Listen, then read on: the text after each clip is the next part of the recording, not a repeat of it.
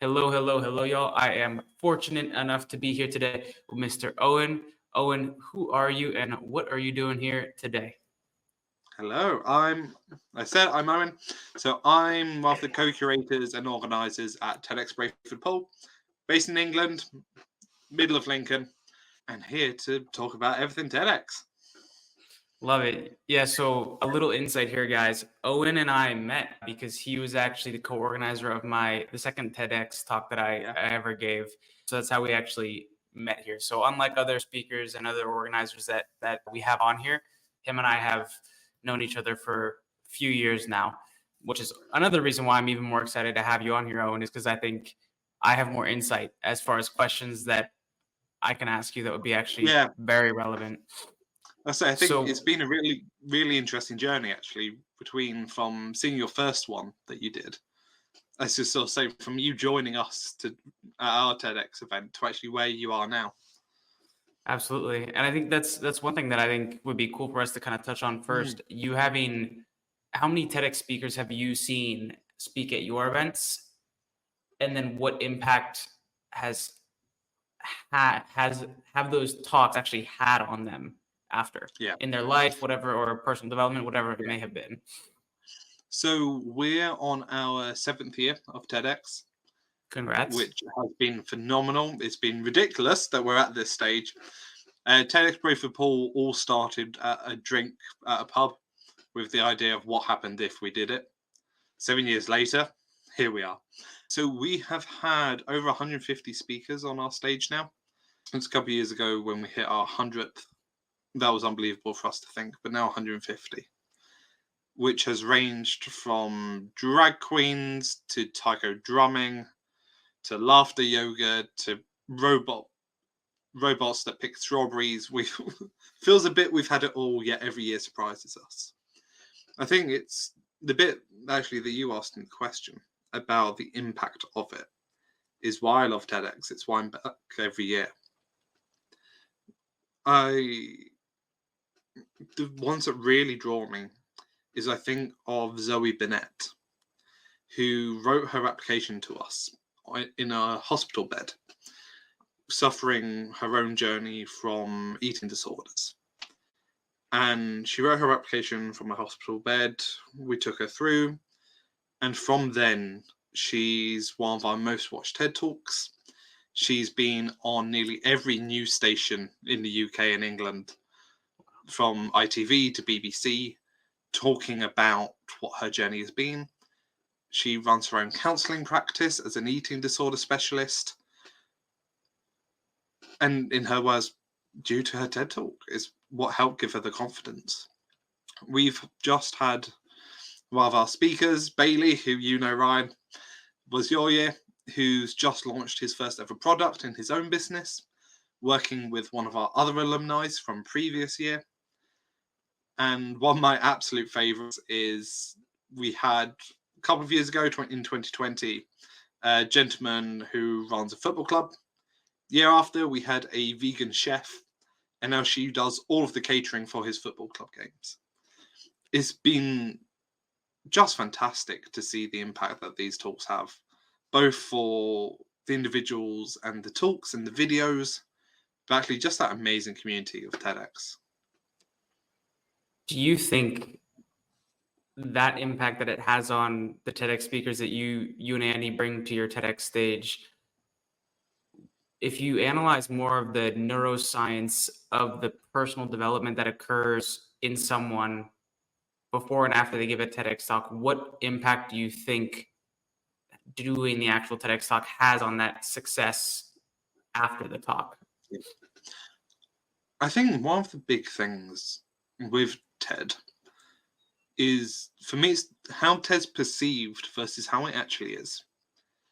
Because very often, and I can understand why, when we think of TED, we think of almost very sometimes corporate and very glitzy, glamoury plastic sheet. But what TED and TEDx needs from its speakers is that authenticity. And I think the journey we see every speaker go through is because, like so many other TEDx's and TED programs, we have a coaching process with speakers. We see a massive personal journey in them. And the main journey we see is that understanding of their own journey. That, of course, when people come to us, they have an awareness of it. It's often part of their application. But actually taking that time to stand on that dot and tell what their authentic story is one of the big changes we see in people. I think it's when people then leave that dot afterwards, is we see them continue to live that. It's almost that red dot's almost helped them unlock that bit of them. And that's always amazing to see. I know I can speak personally for it. I remember about a few days before speaking at your TEDx event, I did not know my script. I had the idea, but for months before, I just procrastinated and didn't memorize it, hadn't even wrote it.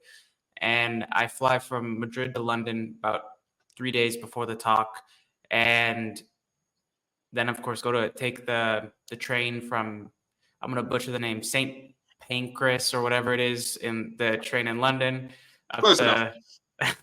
up to Lincoln, passing through Nottingham, and I'm just listening to a recording of myself say the script again and again, and it's, for whatever reason, it is still not clicking. And I remember the night before the talk, we did the rehearsals, and I got on stage for the rehearsal, and I realized I do not know my TED Talk. What the heck is going on? I don't know this talk. I know the idea really well, but not the talk. And I give you credit here, because I remember the night before going on the TEDx stage at your event, you sit me down on the couch at your place, because you were nice enough to actually let me stay at your house, and I don't have to pay anything for hotels or anything like that. And I remember we sat down and you said, Ryan, put the pen and paper down. Tell me your talk. What's your idea? And we just had a conversation for like 30 minutes. And then I said, I still don't know it. And you just looked at me and said, Ryan, that's it. That what you just said, that's your TED Talk. And I thought, oh my gosh, he's right. And I think it was that moment before you kind of coached me through that, I realized, for me, the script and memorizing the script just doesn't work to speak on a stage or as a speaker. And I realized after you helped me through that entire process that it was a framework that I needed. And I remember had the framework down super nice. It was perfect, a little too perfect, right? Because it came out as very scripted. And I remember we talk about personal development. The moment I get on stage, I deliver what I thought was a perfect talk. Then I get off stage, and I remember the guy said, Ryan, we forgot to plug your mic in. It didn't record any of your talk. And I was like, the moment of personal development was like, oh my gosh, do I get mad? What do I do? Is this messing everything up? And it was just dealing with that in that moment. It was so many emotions. And then I just thought, Ryan, everything happens for a reason. You get to choose the reason. The reason this happened is because it's to better you. Take a deep breath. Later, we'll re-record it. Everything's going to be okay. And so I think the personal development that comes from it's another level. And I think I'll ask you this. Do you think that, what is the kind of trend or pattern of motivation of speakers that you see that you and Andy bring on your TEDx stage? What's the kind of initial motivation, or their deeper why, as far as why they choose to take the risk and apply and get on your TEDx stage? I think for me, it's, especially when we're looking about who we take on as well, is that the heart of TED and TEDx is the ideas. And that's why on several occasions we've done the night before the day, get the script, rip it up, go. We've sat with speakers just before midnight in the actual venue, sat on the dot, ripping up the scripts, going, right, ignore everything we've written, we have spent 5 months working on. Stand there. In 10 hours, you're going to tell us what's the idea. And that's what it comes to. I think, to me, that's the difference in why TED Talks are sometimes as big as they get. And what we always look for. That idea has to be the propelling force. That's what makes it go. That's what gets it to the level that TED gets to. That, obviously, it is TED Talks, but it's not just that person on the stage giving that motivational story. Motivational stories will always have their place, but we're after ideas. What is it that you want to see done differently? What should we know that we don't already know? What should we be doing that we're not already doing? And I think if somebody's able to give one of those things, you're onto a win. What is it that you're passionate about? And when there's that passion there, it's a TED Talk. How do you identify in someone applying if there's that passion there or not? I think very often what's very clear in applications is who are they applying for? Are they applying for the person who needs to hear this? Or are they applying for themselves? There's always going to be a bit of applying for yourself. You want to do a TED Talk. Everyone knows that. Great. It's an amazing opportunity to get yourself out there, to doing fantastic stuff. And of course, the videos at the end. But we can very quickly pick up on, are you just applying for the sake of getting your face onto a video?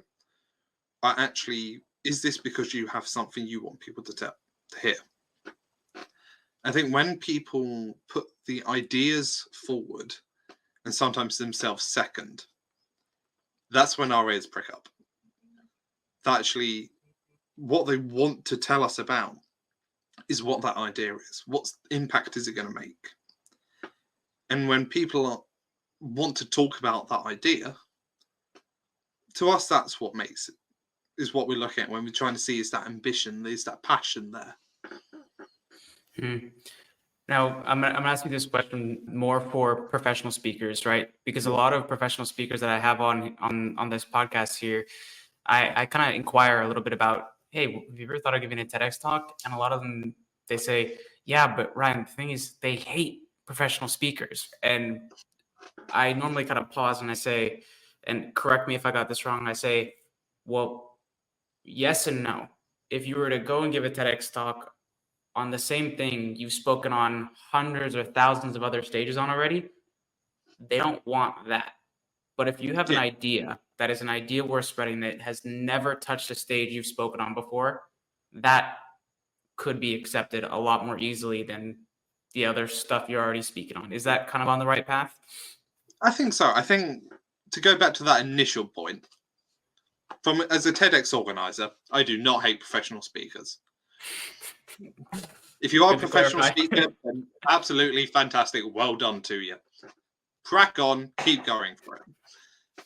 But I think it's the point that you make that I'm going to make a generalization here, and I'm going to apologize to anyone who's going to hate me for my response. For many professional speakers, often are fantastic at what they do, but sometimes maybe on very similar topics about the need to improve marketing, the rise of AI, etc. Professional speaking can be so many topics.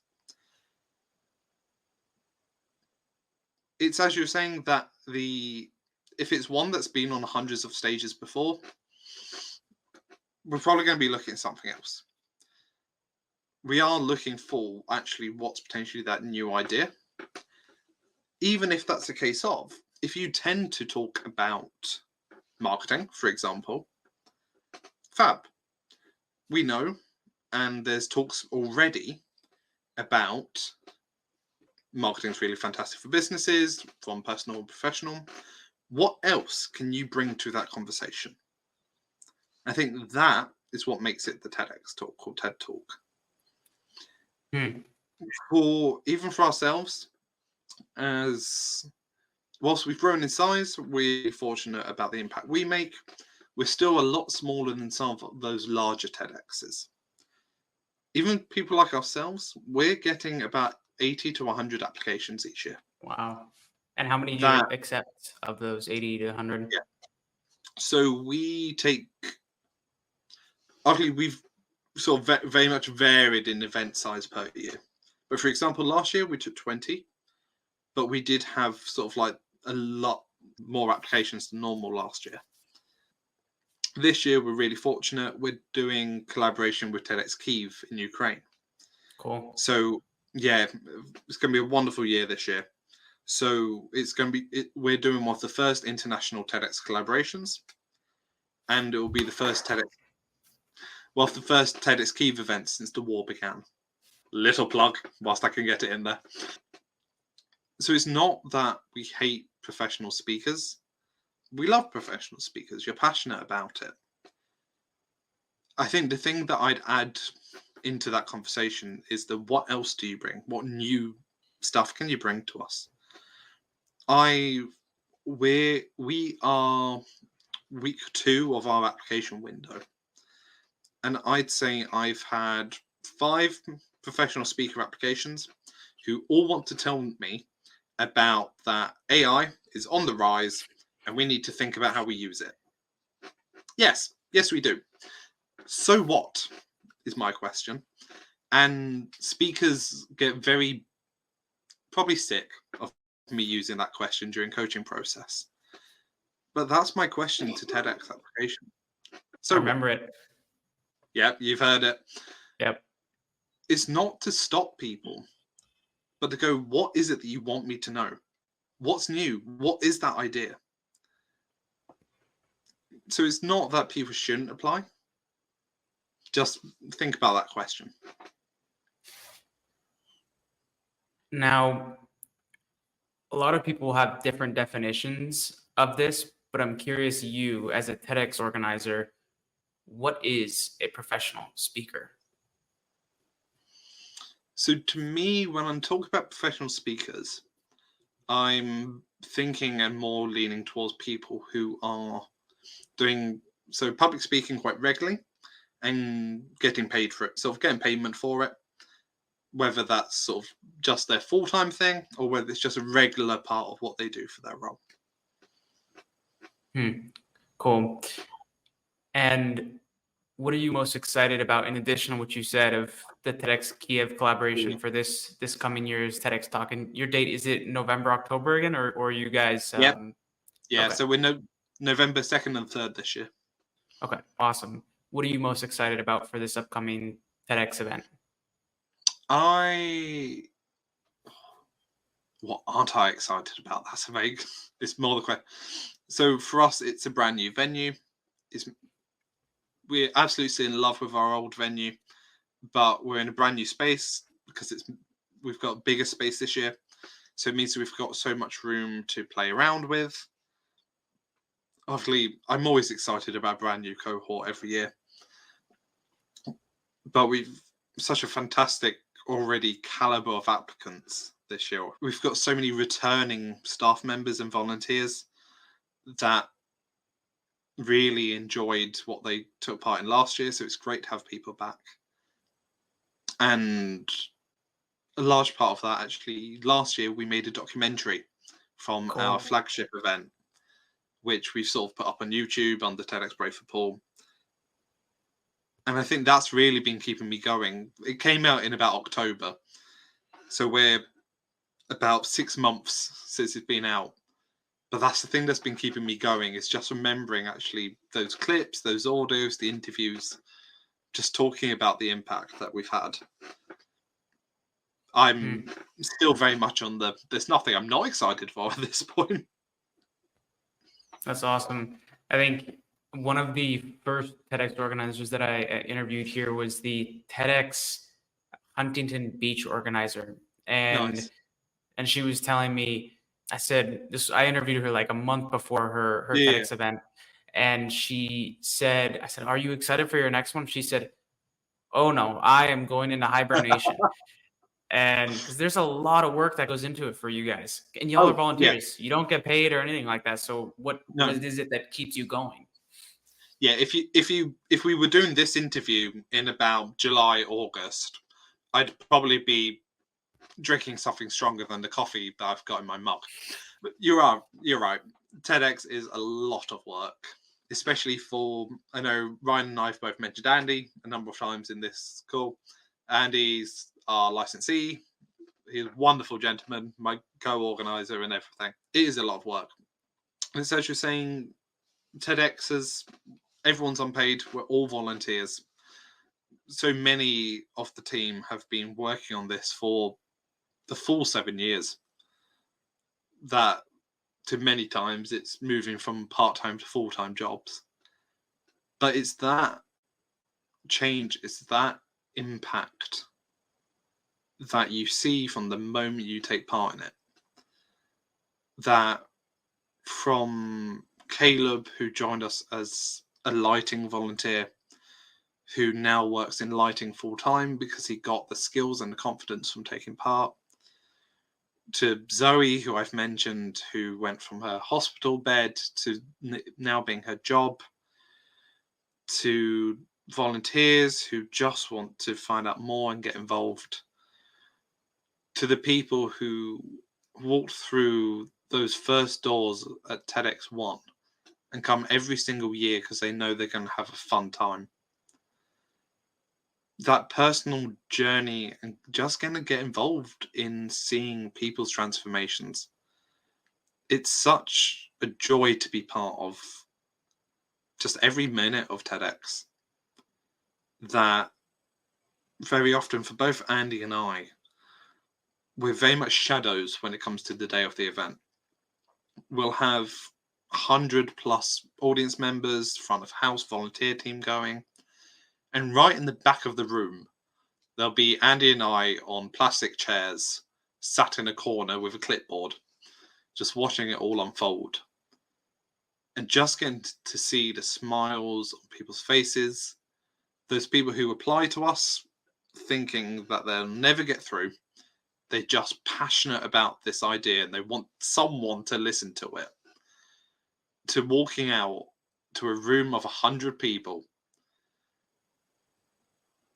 It's just an amazing feeling that you don't get from anywhere else. And part of my work is I'm an event manager by trade. I do a lot of sort of event stuff. Nothing's like TEDx. I do conferences that are amazing. People get involved.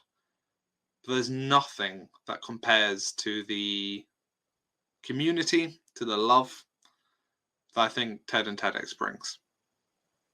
That's awesome.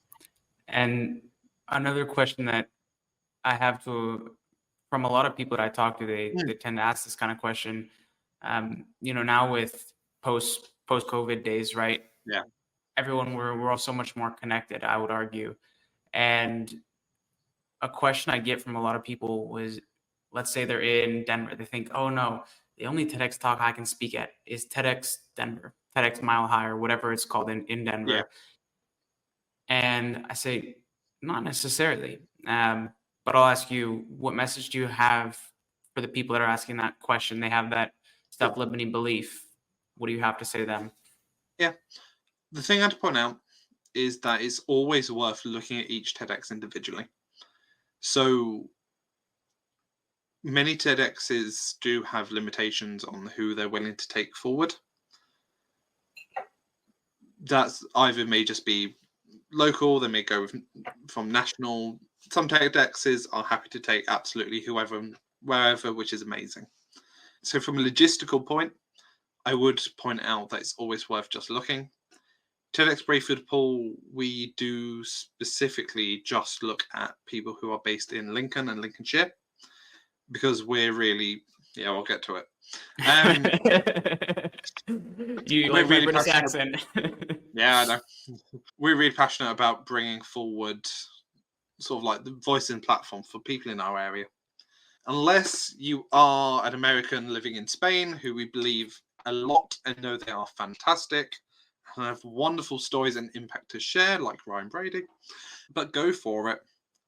I think if the TED website has the list of every TED and TEDx in the world, it has it via list, it has it via map, that will show you actually every place that's potentially opportunity near you.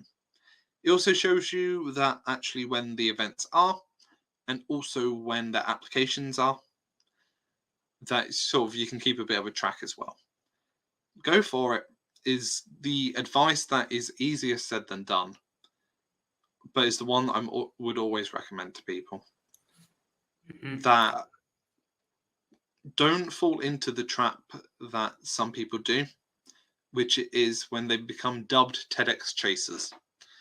They're the people that will copy and paste an application and send it to every TEDx under the sun.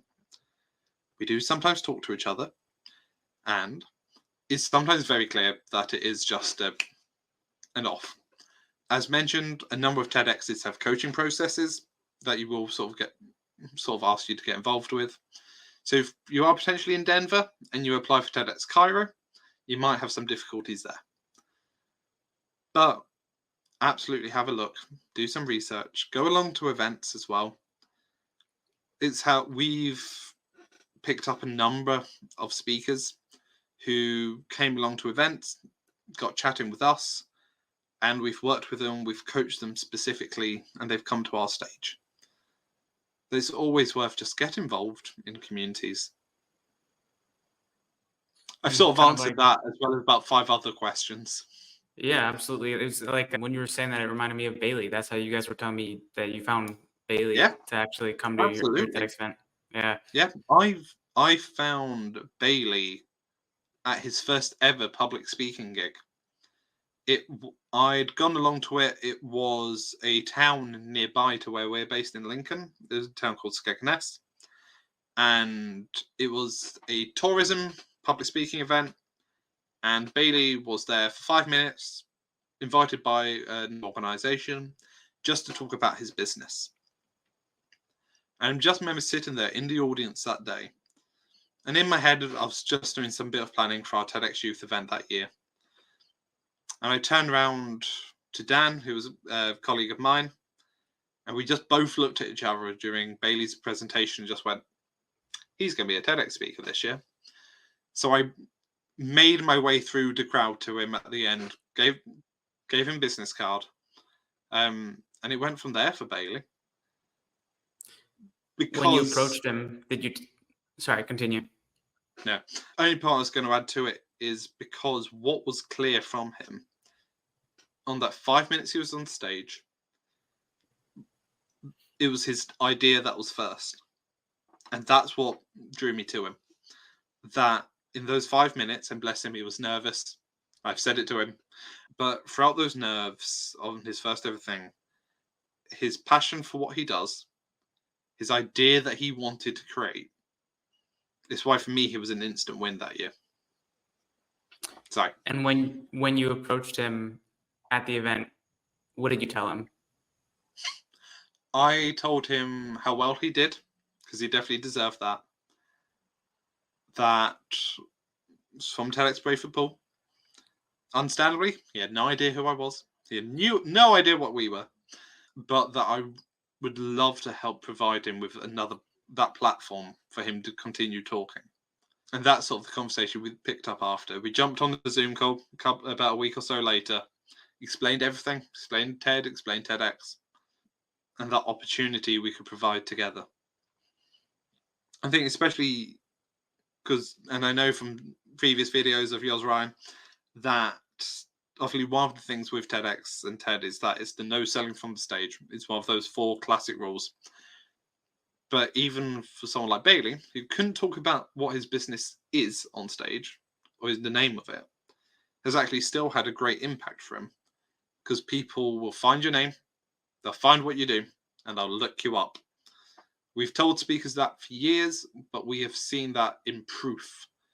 That people do that.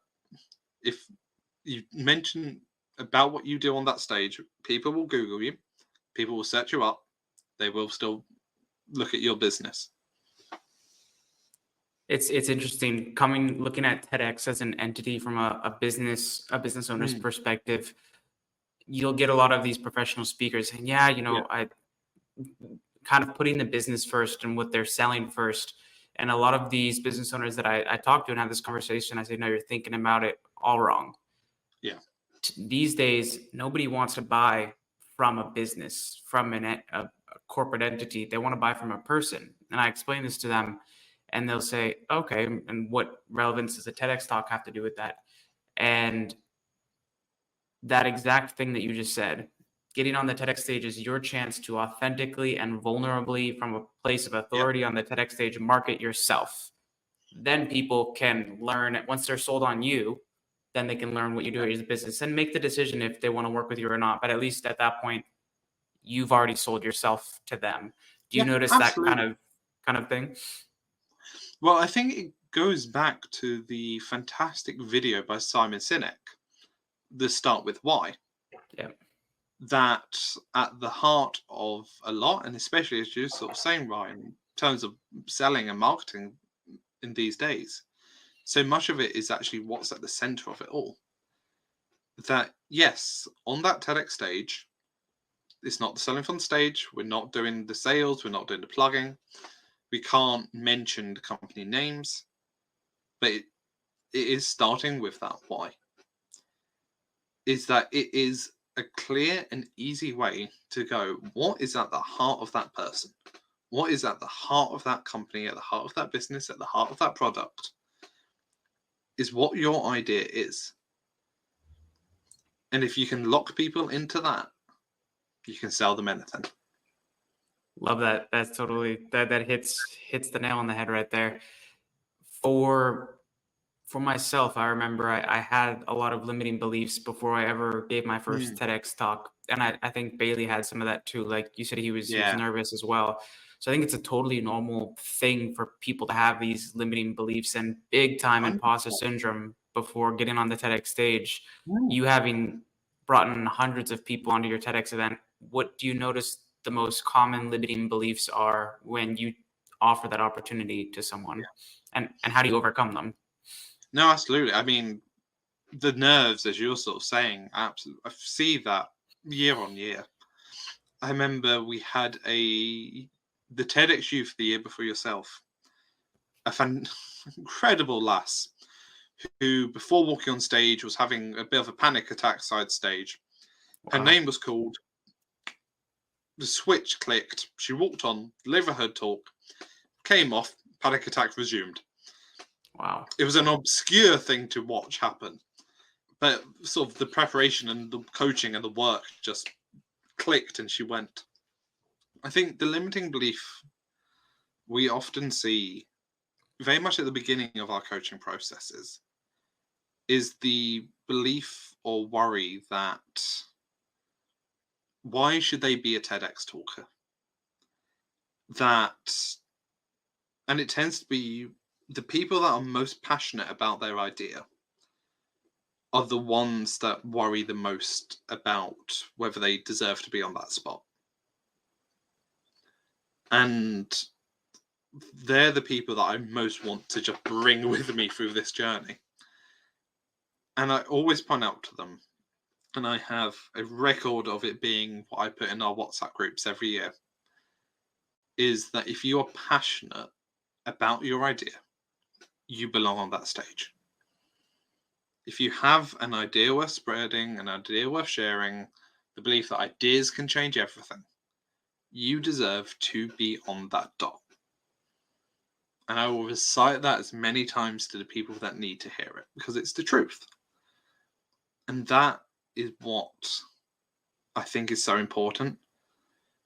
That TEDx, I think just talking in general, when we come to public speaking, is for everyone. It's not just to and for the people who have run their businesses for 40 plus years. If you are someone in that category, then absolutely you deserve to be on that stage too. But it's also to the local person who's just passionate, has worked hard on something they want people to talk to about it. Everyone deserves that time and chance to talk about it. I think that's the limiting belief that we come across the most.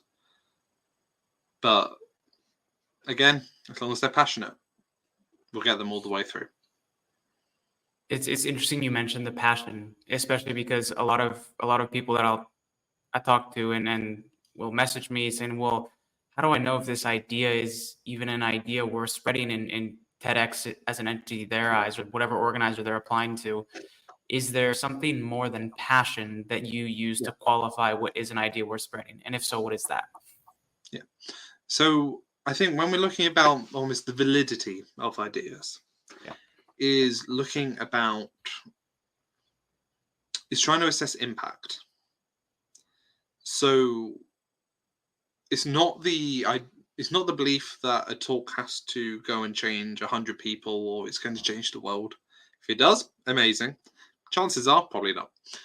But if you go on that stage and you talk about that idea, will it create an impact? Will it change someone's way of thinking?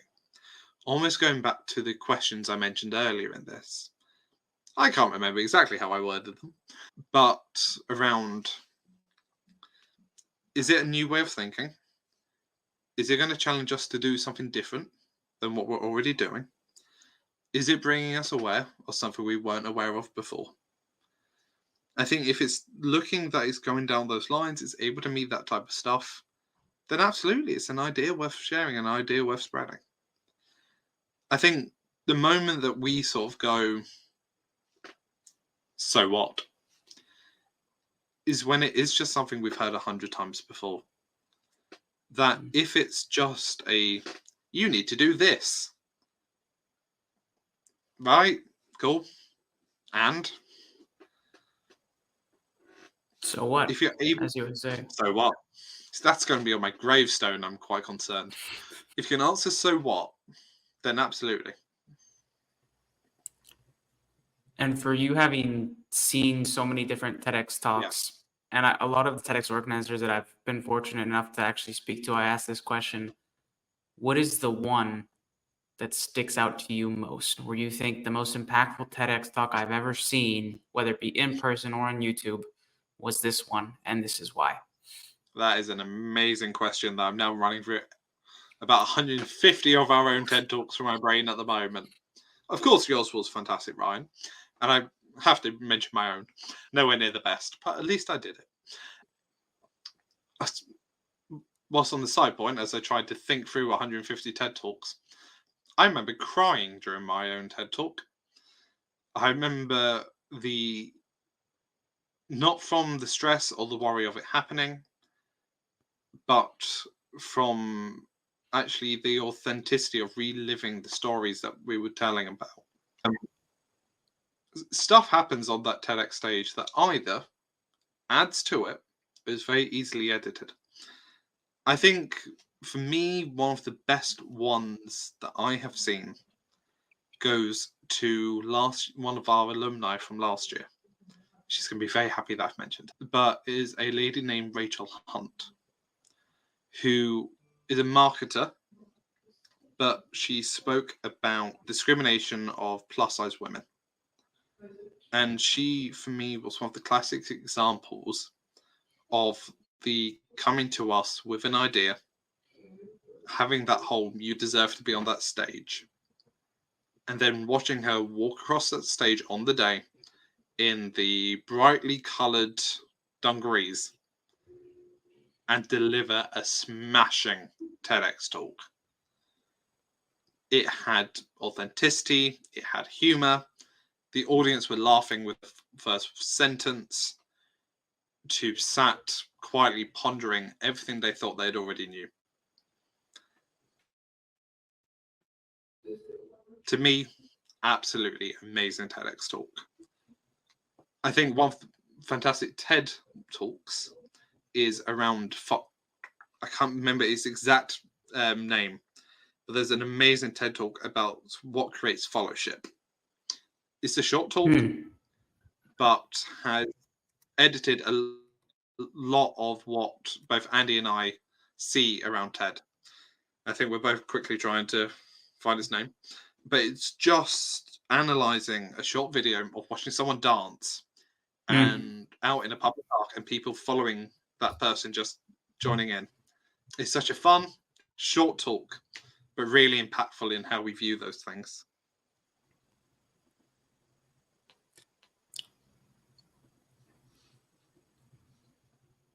And where do you see TEDx going? I know I've talked to a few organizers about this, and one of them mentioned TED Democracy. Yeah. And a few things like that. But as an entity, a lot of people these days will say, yeah, I think TEDx lost a lot of its credibility. Now it's like this and that. What do you have to to say to those people, and where do you think the brand of TEDx is going, just authentically? Yeah, no, absolutely. Well, very recently, TED announced a change. So, one of a very recent LinkedIn post that TED shared is actually almost changing their tag from ideas worth sharing to ideas change everything, which I sort of shared amongst our organizing team when they posted it. That almost to me seems to be where TEDx is moving to. That TED as an organization seems to be moving quite a lot towards the idea of creating change. I think there's always been that element of it, but that initially it was just putting the ideas out and helping making fantastic ideas accessible, which is fantastic. But I think as TED's grown, as the TED's community has grown, the idea around change making and the impact of ideas has really been what's moved to the forefront. I don't feel like Cres lost its credibility. I think it's changed. I think what people first saw of TED, or what they expected TED to be, isn't as it was. Some people have the idea that TED is and always should be just technical, just educational, just design. TED. But actually, it's more than that. That this weekend, on Saturday, I'm going to be in London with TEDx organisers from all around the world getting together to just talk about TED and TEDx. TED's not dead, and it's not going anywhere. Love that quote. TED's not dead. We got tagline. It's not going anywhere. It's still growing.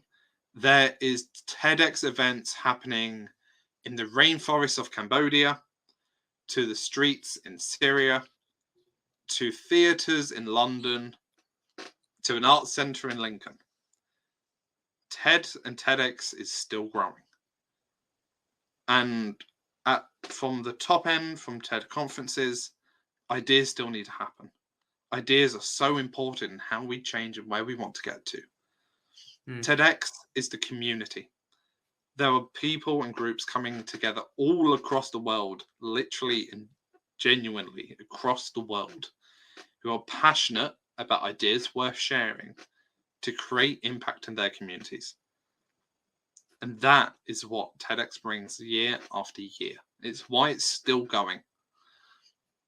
I think that is the power of TED, is that it's not just that one event that sometimes happens that puts people on the stage.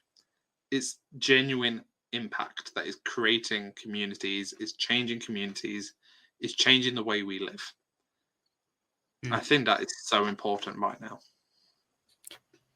That's pretty cool. Now, this question is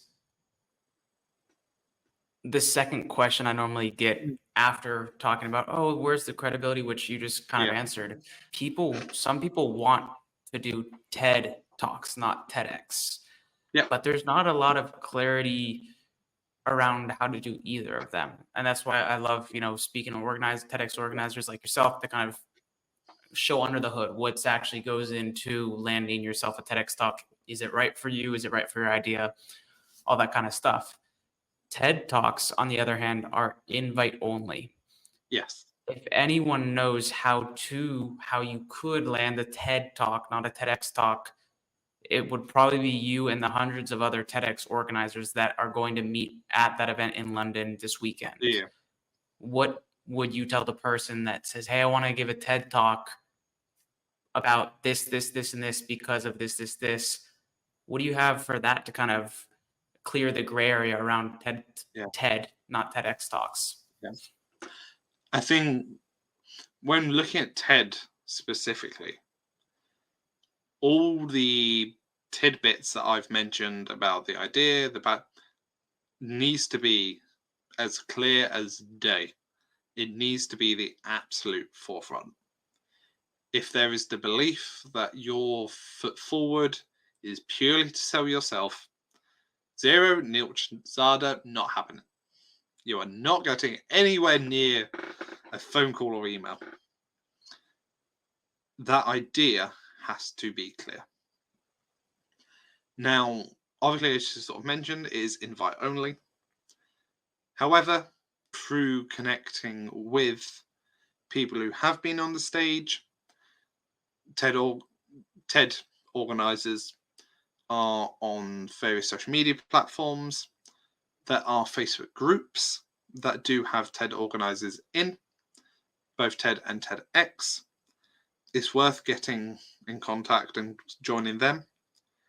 Be aware that, of course, so are thousands of others.